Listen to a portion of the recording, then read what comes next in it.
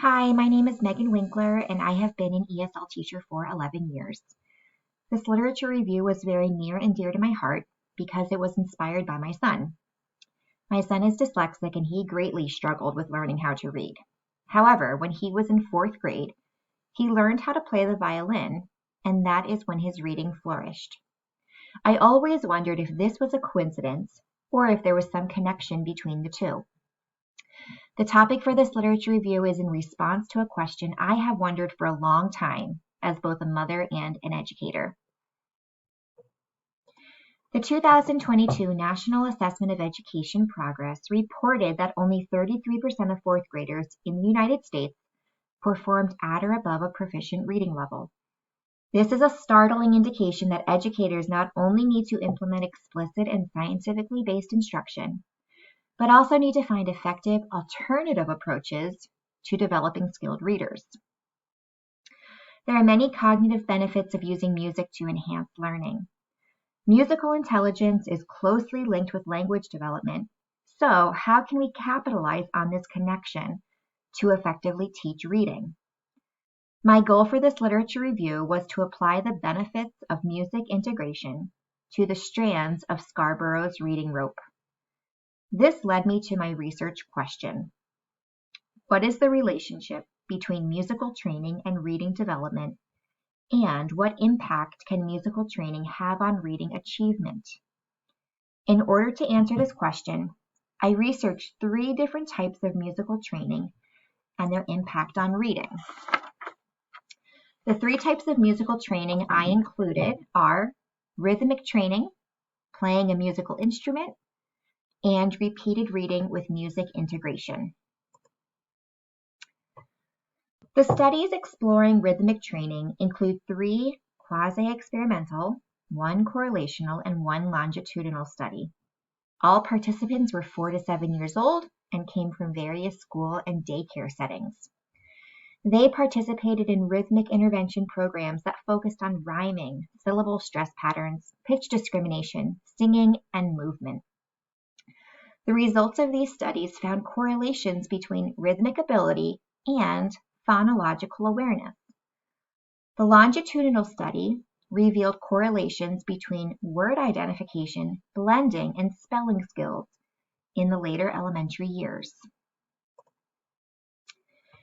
To understand the impact of playing an instrument on reading development, 2 experimental and 1 correlational studies were used. The studies took place in Germany and South Africa and included children in 1st through 3rd grades.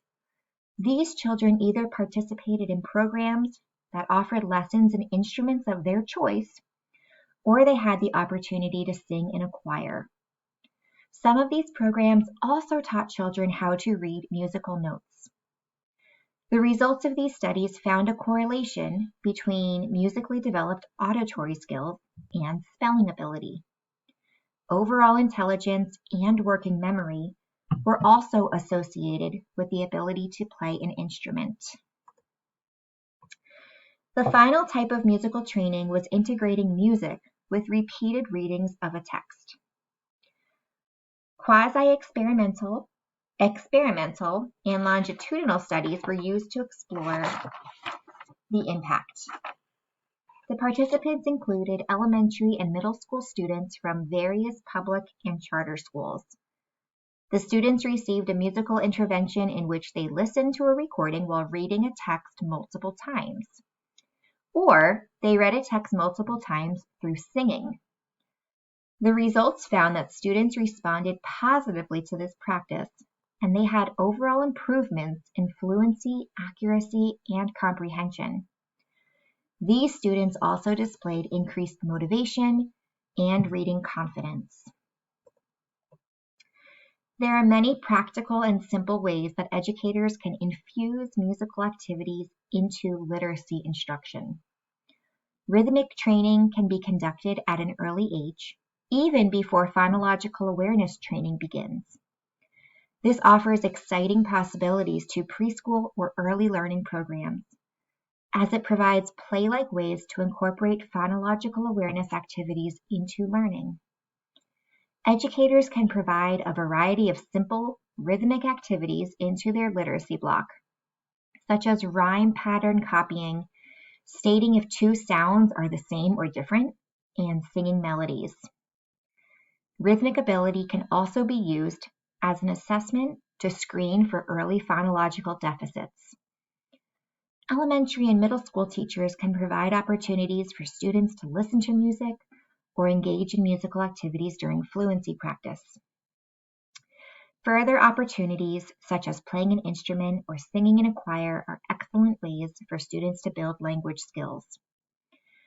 Finally, educators should continue advocating for strong music programs within their buildings by sharing the benefits of music with evidence-based research. Thank you for listening to this presentation, and I hope you found this topic as interesting and as beneficial as I did.